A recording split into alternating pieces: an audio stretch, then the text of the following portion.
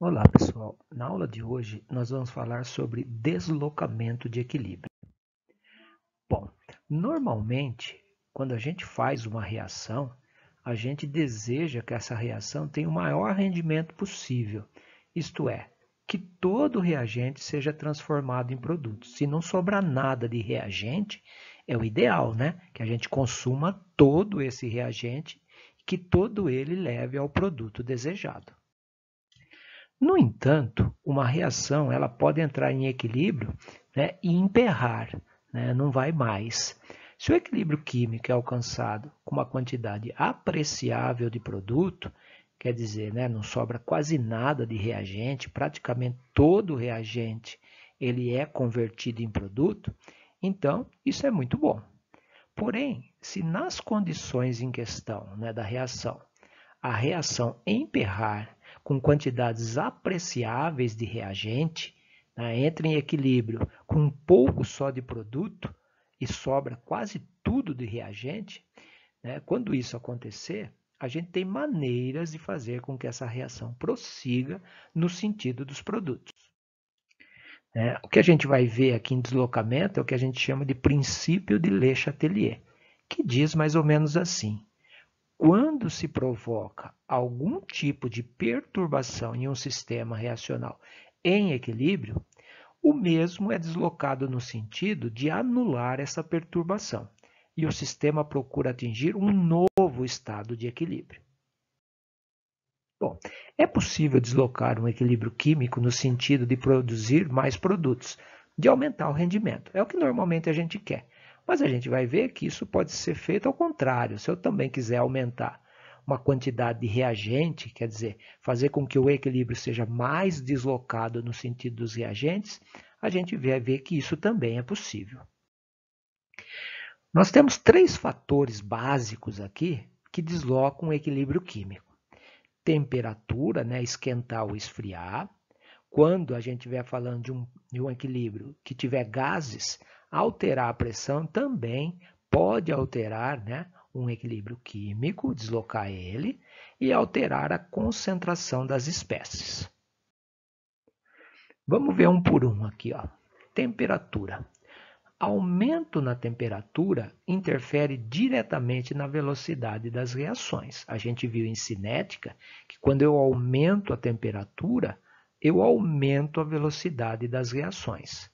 E quando eu diminuo a temperatura, menor energia cinética, né, eu diminuo a velocidade das reações.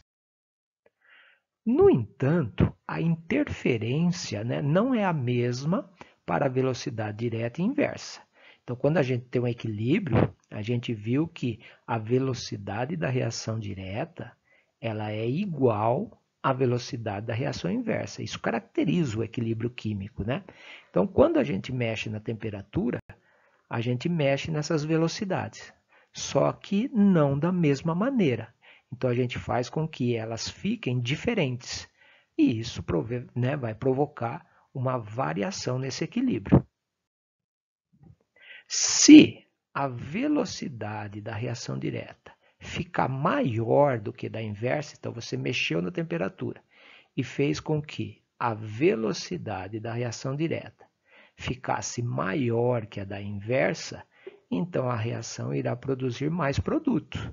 Né? Dizemos que ela vai para a direita, que é a maneira como a gente escreve, né, no equilíbrio, até atingir uma nova condição de equilíbrio. Então, representando assim, ó, às vezes a gente costuma, né, colocar aqui setas de tamanhos diferentes para dar a ideia de que está indo mais para a direita aqui no caso. Então, alterou as velocidades de modo que a velocidade direta ficou momentaneamente, né, maior do que a velocidade inversa. Se ao contrário, ao mexer na temperatura, você faz com que a velocidade da reação direta fique menor que a inversa, então a reação irá produzir mais reagente. Ela vai no sentido dos reagentes. Dizemos que ela vai para a esquerda até atingir uma nova condição de equilíbrio. Então, quando você mexe na temperatura, uma das duas possibilidades podem acontecer, ou uma ou outra. Então, ó, Como a reação endotérmica é aquela que absorve calor, né? A gente tem as duas reações, endo e exo. A endo é aquela que absorve calor, ela precisa de calor para acontecer. Então, ela se beneficia do aumento de temperatura de modo mais intenso do que a exotérmica. Tá? Logo, aumentando a temperatura, né, o equilíbrio desloca no sentido das reações endo. É ela que precisa de energia para poder acontecer. Então, sempre que eu aumento a temperatura, eu desloco um equilíbrio no sentido da endotérmica. Ao contrário, diminuindo, né, a temperatura, desfavorece ambas. Então, quando eu aumento, né, isso é uma confusão que às vezes aparece, né, os termos usados, né, então fala assim, quando eu aumento a temperatura, eu favoreço a endo, eu favoreço as duas, mas eu favoreço mais a endo do que a exo. E aqui a mesma coisa, quando eu diminuo a temperatura, eu prejudico as duas, né? A velocidade das duas reações diminui, mas diminui menos, né? Prejudica menos aquela que não precisa de calor para poder acontecer, que é a exo, tá? Então ela é menos prejudicada. Né? Resumindo, a gente pode dizer o seguinte, ó, quando eu aumento a temperatura reacional, eu desloco o equilíbrio no sentido da reação endotérmica, porque ela é que precisa de calor. Não confundam, eu aumento a velocidade das duas, direto e inverso, mas a da endo aumenta mais do que, né, da exo. Então, o equilíbrio é deslocado no sentido da endo. E quando eu abaixo a temperatura, eu prejudico a velocidade das duas, mas a menos prejudicada é exo. Então a velocidade da exo fica maior, tá? E aí então o equilíbrio é deslocado no sentido da exo. Então, ó, os exemplos que a gente tinha visto na outra aula. Eu tenho um equilíbrio entre o N2O4 e o NO2. O N2O4 é incolor e o NO2 é marrom.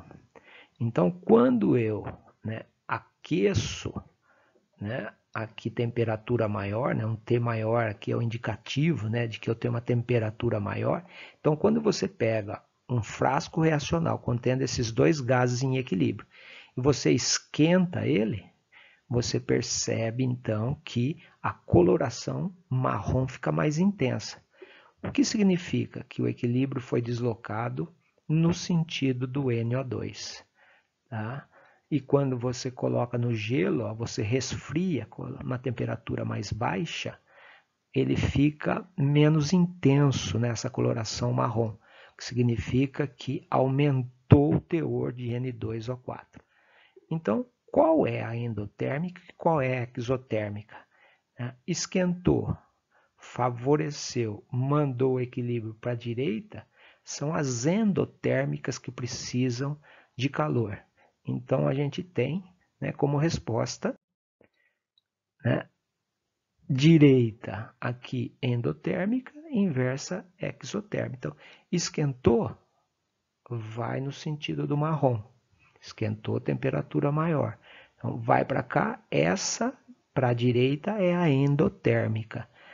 Para a esquerda, a reação inversa é exotérmica, sempre um ao contrário do outro, né? Se uma reação é endo, a outra é exo. Outro exemplo aqui, ó, né? A reação de produção da amônia. Então, o nitrogênio reage com o hidrogênio produzindo amônia. Então, sabendo que se eu aumentar a temperatura, eu desloco o equilíbrio para a esquerda, né? Qual delas é a endo e qual é a exo? Tá? Sem saber aqui o valor de ΔH. Tá? Então, aumentou a temperatura, sempre desloca no sentido da endo. Então, se eu aumento a temperatura, desloca para a esquerda, no sentido aqui dos reagentes, a reação inversa, significa que ela é a reação endo. e a reação direta é aexo.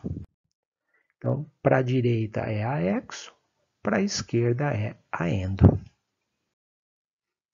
Outra maneira que a gente tem de alterar um equilíbrio, né, deslocar para a direita ou para a esquerda, né, quer dizer, no sentido de aumentar o rendimento ou diminuir, é alterar a pressão.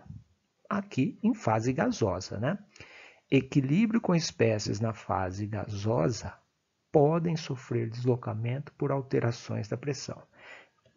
Pode, porque não é garantia. A gente vai ver aqui como é que isso pode acontecer. Num eventual aumento de pressão, o equilíbrio é deslocado no sentido de diminuir a quantidade de moléculas gasosas. Se o equilíbrio oferece essa possibilidade de alterar para mais ou menos a quantidade de moléculas, a gente vai ver que isso é uma consequência da pressão. Vamos usar esse exemplo aqui que a gente vem, né, já utilizando, ó, o N2O4 incolor e o NO2, tá, em equilíbrio químico aqui. Vamos supor aqui que esse gás, aqui exagerando a cor, né, para ficar um pouquinho mais nítido, ó. Essas variações de cor não são tão intensas assim, principalmente com uma pressão, né, para que isso tivesse uma intensidade tão grande, as alterações de pressão teriam que ser absurdas, né, muito grandes para a gente ter esse nível aqui, né, de mudança de coloração. Mas, ó, aqui, para a gente visualizar, ó, eu tenho esse equilíbrio aqui, confinado no recipiente, a uma certa pressão. Então, bastante marrom, dá uma ideia para a gente que a quantidade de NO2 aqui nesse equilíbrio é mais intensa do que esse. Então, se eu, por acaso, aumentar a pressão, né, um êmbolo aqui, pressionar, o volume em que esse gás se encontra é menor, a mesma quantidade, então eu tenho um aumento muito grande aqui de pressão para esse êmbolo abaixar. O que está querendo mostrar aqui esse desenho ilustrativo? Que quando eu faço isso para esse equilíbrio aqui em questão, ficou mais claro, é sinal que esse equilíbrio foi deslocado para a esquerda, tá? No sentido de aumentar o teor do gás incolor e diminuir esse marrom. Então veja, a gente sempre no equilíbrio gasoso tem a seguinte possibilidade, ó. Se eu aumento a pressão, o equilíbrio é deslocado no sentido do reagente. Aumenta aqui o incolor. Por que que isso acontece? Porque para cada duas moléculas gasosas que se juntam, acaba formando uma só. Então, quando eu aumento a pressão, né, quando eu confino ele num espaço menor, se eu junto as moléculas, eu diminuo o número de entidades gasosas. Tá? De cada, se eu tiver, por exemplo, 1000 moléculas aqui se juntando, serão só 500, só entre aspas, né, de N2O4. É lógico, quando a gente fala num ambiente assim, a gente está falando de mol, nós estamos falando de coisas aí de 10 elevado a 23. Tá? Então, são muitas moléculas. Então, de cada duas que se juntam, forma uma. Então, isso facilita, né, a ocupação desse ambiente aqui por esse gás. E ao contrário, ó, se eu diminuo a pressão, se eu fizer o processo inverso aqui, então o equilíbrio é deslocado no sentido dos produtos, de aumentar o número de moléculas. Então, quando existe essa possibilidade, ela vai acontecer. Tá? Então, aumentando a pressão, o equilíbrio é deslocado no sentido de diminuir o número de moléculas no estado gasoso. Tá? E ao contrário, se eu diminuo a pressão, eu desloco um equilíbrio no sentido de aumentar, tem mais espaço, então eu posso ter mais moléculas, então aumentar o número de moléculas no estado gasoso. Questões importantes aqui a respeito de pressão. Ó. A adição de um gás inerte não interfere no equilíbrio. Então, se você tinha lá, né, uns gases confinados num recipiente e você coloca ali, sem alterar, né, o êmbolo, o volume em que esse gás encontra, né, se você simplesmente colocar um gás nobre ali, que é um gás inerte, apesar de aumentar a pressão total do sistema, ele não altera as pressões parciais dos gases que já faziam parte do equilíbrio. Então, isso não interfere no equilíbrio. Tá? Colocar um gás nobre aumenta a pressão total, mas não interfere na pressão de cada um dos gases que estão fazendo parte desse equilíbrio. Então, isso não desloca equilíbrio. Outra questão é quando a quantidade de espécies gasosas forem iguais tanto nos reagentes quanto nos produtos. Então, variações na pressão, neste caso, não interferem no equilíbrio. Por isso que eu disse ali no começo que podem interferir. Podem, caso a quantidade de gás, de reagente e de produtos sejam diferentes. Porque se vai para a direita ou para a esquerda, você tem a possibilidade de aumentar ou diminuir. Se a quantidade é igual de gás dos dois lados, então ir para a direita ou para a esquerda não interfere nessa quantidade. Então o equilíbrio não é deslocado. Não esquecer que é só gás. Então, por exemplo, aqui nesse equilíbrio, você não conta o carbono, porque ele é sólido. Então, um de gás como reagente, um de gás como produto. Então, quando a quantidade de gás dos dois lados forem iguais, mexer na pressão parcial deles não interfere no equilíbrio químico. E a última das questões aí relacionadas a deslocamento de equilíbrio é alterar a concentração. Então a gente sabe de cinética que a velocidade de uma reação ela depende da concentração dos reagentes.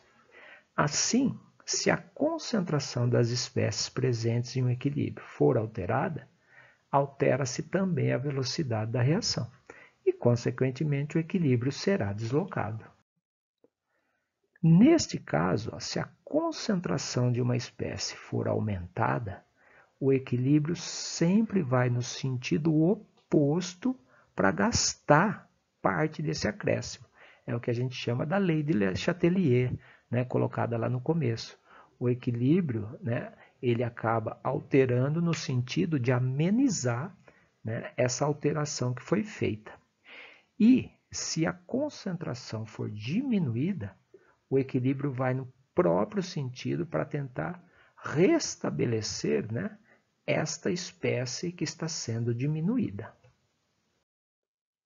Então, como regra geral, a gente tem o seguinte: se aumentar a concentração de uma espécie, o equilíbrio vai no sentido contrário para tentar gastar. Então, se eu aumento o reagente, o equilíbrio vai no sentido contrário. Qual é o sentido contrário? No sentido para a direita, no sentido dos produtos. Ao contrário, se eu aumento a quantidade de uma espécie que eu escrevi como produto, do mesmo jeito vai no sentido oposto, só que agora o sentido oposto é para a esquerda, no sentido dos reagentes. E, ao contrário, se eu diminuo a concentração das espécies, o equilíbrio vai no próprio sentido. Então, se eu diminuo o reagente, o equilíbrio vai para a esquerda para restabelecer parte dessa quantidade de reagente. Ou, o que é mais comum, a gente tira produto. Você vai produzindo produto e você tira. Numa empresa é isso que eles fazem. Você vai tirando produto, o equilíbrio vai indo naquele sentido para a direita e vai aumentando o rendimento. Isso é uma prática muito usual nos processos reacionais. Observação. A adição de uma espécie no estado sólido, ela não altera o equilíbrio. Então, se eu tiver esse equilíbrio aqui, carbono, oxigênio dando CO2, os gases estão aqui e a parte sólida aqui, que seria o carbono, normalmente na forma grafite, como parte sólida. Então, colocar ou tirar carbono de um sistema, ele não afeta o equilíbrio. Tá? Então, só vai mexer se eu mudar na concentração, normalmente aquoso, ou se eu mexer no volume aqui do gás e alterar a sua pressão parcial. Então, gráficos representando isso são comuns. Veja aqui, eu tinha um equilíbrio químico. Então, o CO em equilíbrio com o cloro, dando 1 de CoCl2. Atingiu o equilíbrio, se você não mexe, esse equilíbrio permanece desse jeito. Então está aqui a concentração. Está em equilíbrio, ó, né? Sei lá, desde quanto tempo aqui antes você tinha essas espécies que entraram em equilíbrio. Se você não mexe, a concentração é constante. É o que a gente viu, né? A concentração das espécies no equilíbrio químico, ela se mantém constante, não necessariamente igual, né? Mas sim constantes. Então estava aqui constante, se você não mexe, vai ficar constante para o resto da vida. Aí num dado momento aqui T, que é essa linha tracejada aqui, o que aconteceu? Adiciona-se CO. Então, CO é adicionado, então dá um salto em quantidade. Você coloca de uma vez uma certa quantidade de CO, então a quantidade de CO dá um salto aqui e aumenta. Então, como resposta, o que acontece com o equilíbrio? Se você aumenta a concentração de uma espécie, o equilíbrio vai no sentido contrário, para a direita, né, na tentativa de consumir parte desse CO, né, que foi adicionado. Então, o que acontece? Ao colocar CO, o equilíbrio vai para a direita. Ao ir para a direita, ele consome as espécies da esquerda e aumenta a quantidade da direita. Então, é o que está mostrando aqui o gráfico. Ó. Começa a consumir CO, ao mesmo tempo vai consumir Cl também e vai aumentar o produto. Então, aumenta. Aqui, como a estequiometria é 1 para 1 para 1, o delta de mudança aqui é o mesmo em todos. O gráfico aqui não aparece, né? A aparência não mostra tão efetivamente isso, né? Mas é isso que acontece. Esse delta aqui de mudança é igual nos três, porque a estequiometria é 1 para 1 para 1. Isso vai acontecendo até novamente, né, ficar constante, que significa atingiu novamente um estado de equilíbrio. Voltou ao equilíbrio químico. Tá? E uma outra coisa que costuma aparecer, né, é a questão do catalisador, que a gente viu em cinética, que é uma espécie que acelera uma reação. A função do catalisador é diminuir a energia de ativação e fazer com que uma reação fique mais rápida.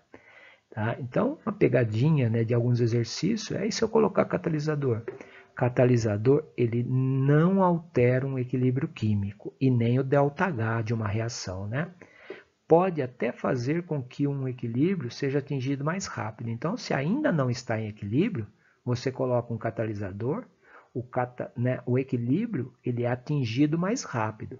Mas se uma espécie já está em equilíbrio, a adição de um catalisador não interfere, porque ele aumenta a velocidade da reação direta, mas ao mesmo tempo aumenta a velocidade da reação inversa na mesma proporção.